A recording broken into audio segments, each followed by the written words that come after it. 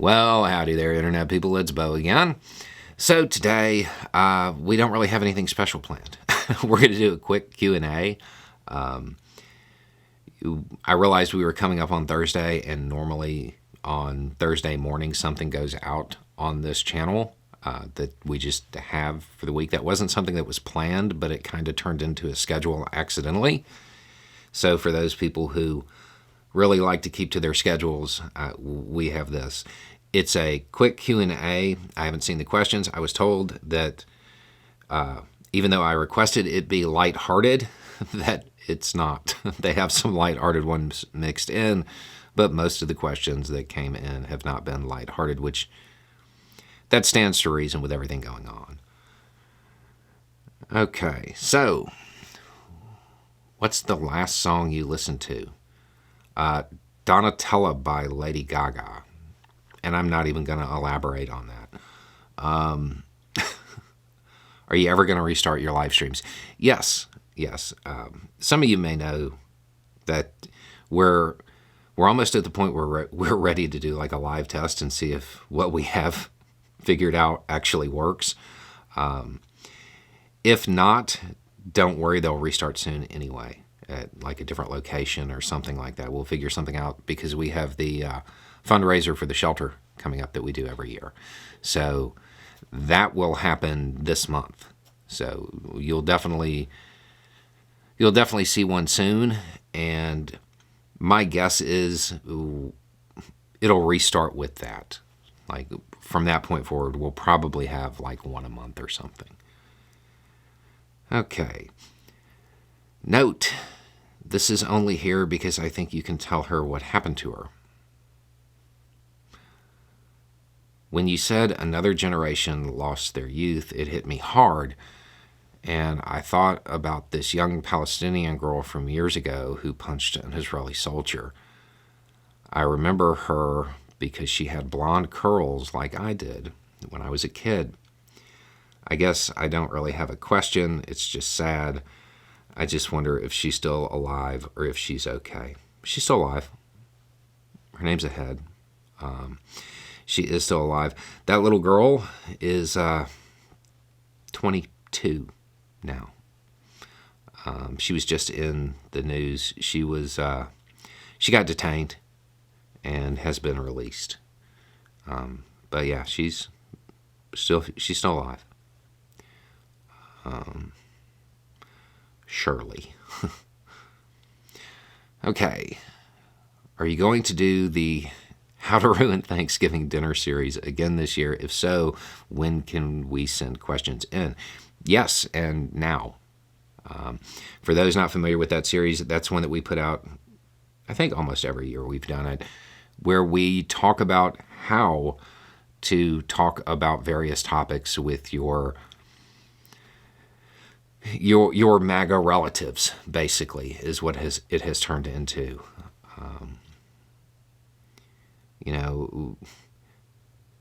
We often get told that, we shouldn't talk about certain topics. And I get it on some level, especially if you're trying to have a civil conversation. But the things we get told not to talk about, money, religion, and politics. What are most people in the world dying from? Maybe it is a good idea to talk about it. So, why did you decide to cover Gaza in such a detached way? You normally have a lot of emotion. No shade, your channel is a nice break from all of the emotion. I'm just wondering why you chose to do it this way.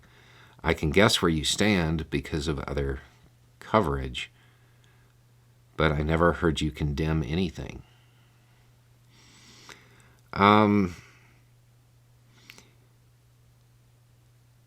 So when I say this is not a criticism of anybody who went a different route with it. This is, again, I believe in a diversity of tactics. This is just the way I see it. I think there's enough people that are staring earnestly into a camera somewhere totally safe with a full belly talking about how horrible it is. I think everybody knows how horrible it is. I think there's plenty of coverage on that.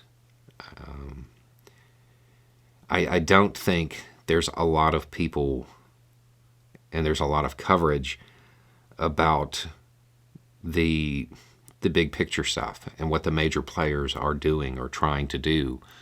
And I think that's important. I'm of the firm opinion that if you want to fix something, you have to know what's broke. So that has a lot to do with it. As far as I've never heard you condemn anything, again, not a criticism of those people who have done this, but if I had to come out and say, hurting civilians is bad, I would feel like my previous 4,000 videos were a waste. Like I would feel, I feel like that's not a position I have to clarify. And I don't, with all of the emotion right now, I don't know that it's necessarily helpful for me to do that. Again, that's not true for everybody. Some people definitely do need to do it. And if nobody was doing it, I would probably feel more compelled to do so. But, well, I mean, now's as good a time as any. I've actually been keeping a tally. And it's basically marking the requests that I get as far as I would like you to publicly condemn this. I don't have it in front of me, but so these numbers they're the last numbers I can remember.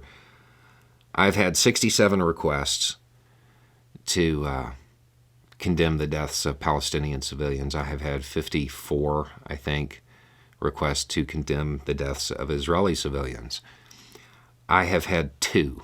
That number I'm certain of. I have had 2 requests to condemn the deaths of civilians without specifying which side. And I think that says a lot. And I know people will want to talk about scale and all of that stuff, but I don't really think that. I think that those numbers are commentary in and of themselves as far as where people are at. I actually have a number of videos I've recorded on the topic that I have decided that I'm not going to release, at least not anytime soon. And sadly, they'll still be relevant for a while. Just because where people are at right now, it's a lot of emotion-based thinking, and any resolution to this it's not going to come from emotion-based thinking.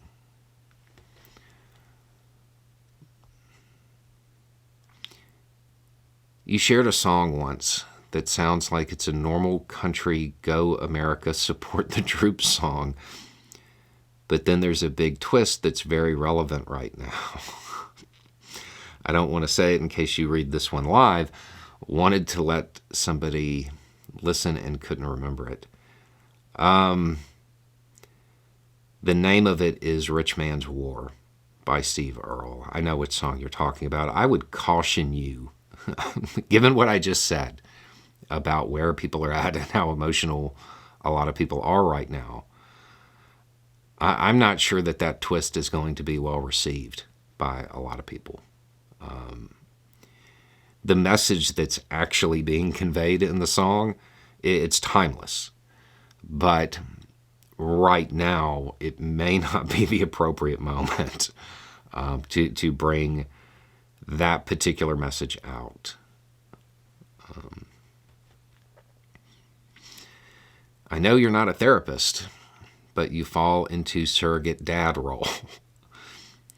I've been with a guy since COVID, and he's always been a good guy. Over the last month, he said things about Jews that have been red flags. I think all religions are stupid, but this is more than that. It's hate. Is it just because of the war, or is this really who he is?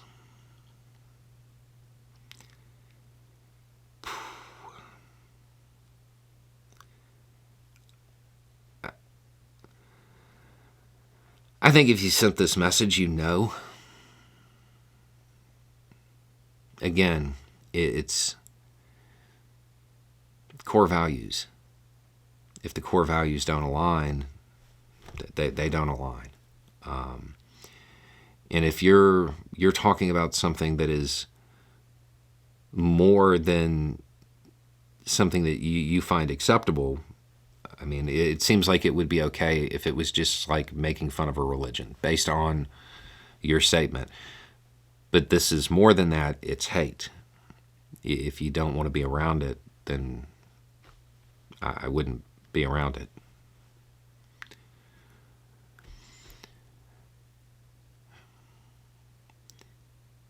When do you take a day off? After hearing you say 4 videos per day, 7 days per week, I scrolled back more than a year and never saw you miss a day. You'd have to go back to 2020 for me to miss a day of publication. But that doesn't mean I record every day. Like, actually, the day y'all watch this, unless there's breaking news, I won't record anything that day. I can record them ahead of time, and then they'll go out. But at the same time, I also don't actually, I don't take a day off. Unless there's, a reason to. I don't take a day off just because it's a specific day of the week or something like that. It's my work-life balance. That's not a thing for me. I mean, it is, but it involves an everyday routine, not a, Monday through Friday or whatever type of routine.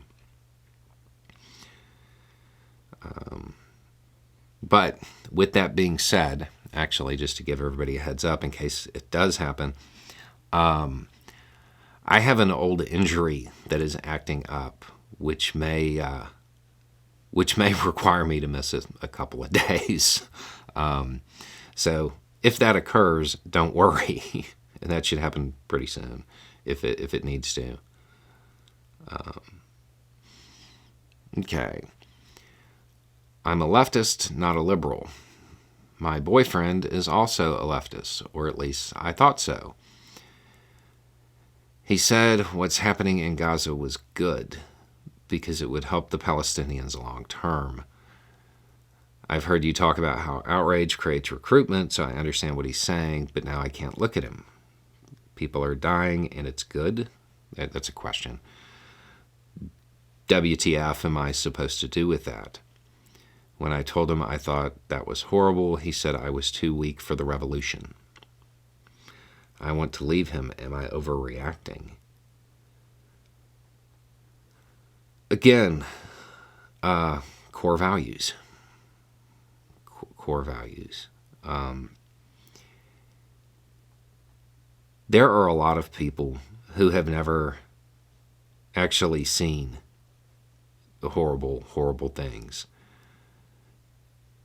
And who have never seen that kind of loss, who have very strong opinions on how useful that loss is. It's not uncommon for people to say things like that.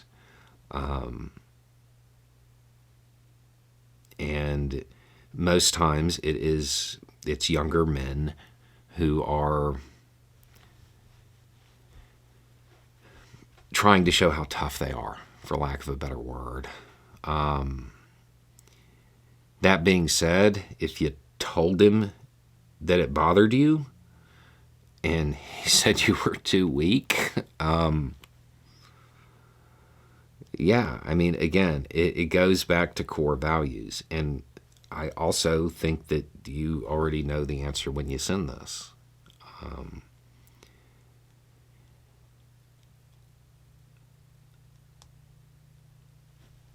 All of my homies know that civilian loss is bad. I mean, like, I don't know how to respond to that. It's just, it's happening a lot right now. I have seen it in circles adjacent to mine. Not in mine, because most of the people in my immediate circle, they have seen that.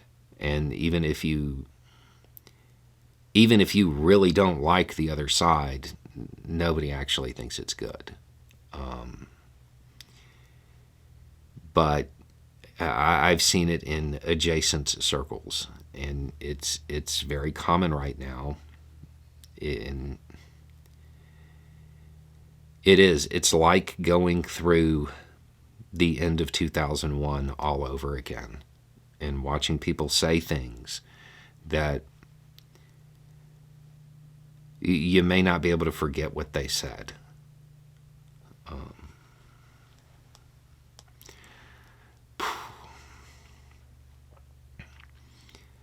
What's up with all the Republican candidates saying they're going to attack Mexico? Yeah, I've seen that. That's a new one. If you've missed this, a lot of Republican presidential candidates, to show off their foreign policy skills, I guess, have decided that they're going to promise to go after, like, the people bringing stuff across the border and all of that, and that's how they're going to pursue the war on drugs and all of that, is through military force inside Mexico. I've seen it. I would hope they're not serious, and I would hope that, they understand that, I mean, there's a word for that. It's called invasion. It doesn't matter if you're only going after a certain subsection of their citizens. It's an act of war against the country unless they authorize it. If they were authorizing it, that would be a different story. But given the way they're talking about it and what they're talking about doing, I think it's pretty unlikely that the Mexican government would be like, yeah, why don't you do that? Aside from that, I mean, we've had Tom Clancy movies about this. It generally doesn't work out well. It's for that issue, you have to address demand, not supply. And certainly, after all of this time losing the war to plants, I'm not sure using the actual military to do it at that level, the level they're talking about, is a good idea. In fact, it seems like a really horrible one to me. Okay. I miss you on Twitter. Tell me something Miss Bo did to you recently. So for those who were never on Twitter when I was on Twitter, my wife was on too. And we would, I guess our dynamic was entertaining. She is, she's somebody who would marry me. She's not exactly a timid person, and she has a very unique sense of humor. So there were a lot of funny stories that got shared. Something she did to me recently. Cleaning up Halloween decorations. She took a skeleton that has like a hat and a banjo. Anyway, it's a skeleton, and she set him in the passenger seat of my Jeep. And I didn't notice it until, I don't remember what I was doing, but I was checking on something at like 2 o'clock in the morning. And I walk out and I get in my Jeep and I look over and I get into a fight with another Halloween decoration. This time I won, though, unlike with the werewolf. That was the most recent thing that I think she did.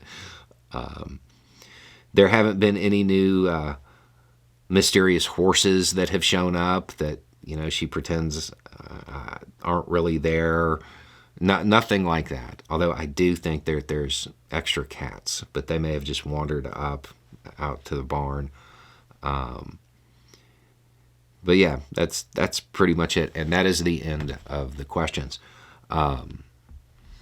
So Yeah, this was really just to have something out here on Thursday because I know people get used to a schedule. We'll now that we realize that this has become routine, we'll try to make sure that we have something a little bit more substantial than a real quick run through some questions. There's a lot of emotion out there right now, obviously, and it might be wise to be very conscientious of what you say. There may be people around you who have an affiliation that you don't know. There may be people around you who are personally impacted by it. There are certainly people around you who are gauging future involvement with you based on what you say, based on your rhetoric, how willing you are to accept horrible things. It is exactly like the end of 2001 and watching people advocate for things that if they put any thought into it, they probably wouldn't. But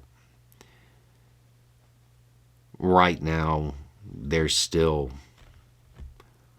a lot of emotion clouding judgment. So just be conscientious of what you have to say, and remember that those demographics that are in the United States that have a direct connection to this, a lot of them are scared. They are scared, and they have reason to worry. There have been incidents targeting innocent people in the United States on both sides.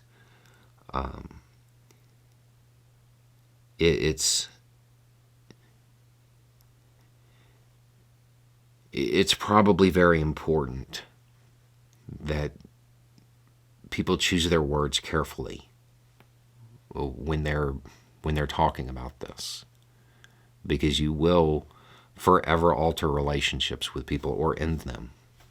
Apparently, at least a couple. And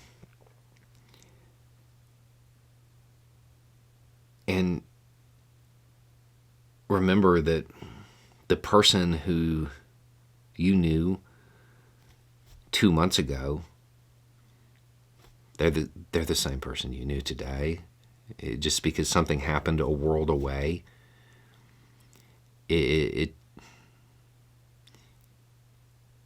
that kind of bandwagon mentality and grouping people together like that, it's never good. It's never good. That kind of othering, it literally never leads to good things. So there are people who are around you who are probably very sensitive to what is being said, and you may not know who they are. And once you say it, they may not be able to look at you again. Anyway, it's just a thought. Y'all have a good day.